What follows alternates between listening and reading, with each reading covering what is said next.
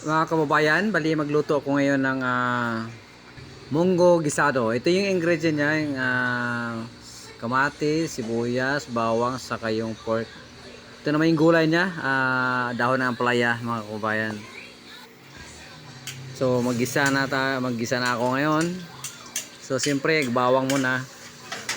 Itong bawang pala, bali hatiin ko to, pali yung kalahati, pang toppings mo pagluto na yung munggo.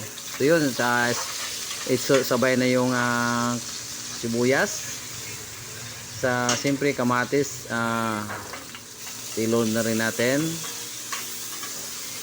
Tapos yung pork, sabay ko na rin ng gisa. Munggo gisaro. Kasi namimiss ko yung munggo kaya napaluto ako ng ganito ngayon. Ayun munggo, pinakuluan ko na. Tapos salin na natin yung ginisa kanina na pork. So dagdagan natin tubig kasi kulang, parang kumunti yung tubig.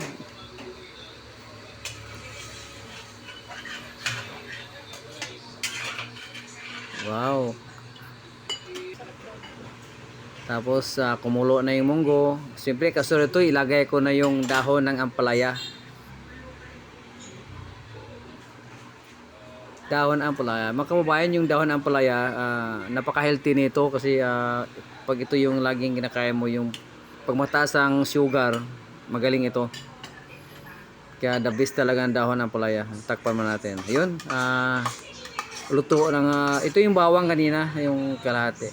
Kaya toppings. Luto ng munggo. Pwede nang kumain at sabayan nyo kami kumain mga kababayan. Kumuha na kayong plato at kanin. Parang sabay sa aming pagkain. Wow, ang sarap. Yun na mga kababayan, muli ay maglambing ko sa inyo. Paki-subscribe na rin ang aking channel, Kuya Market TV. At maraming salamat sa ating lahat. Thank you. God bless.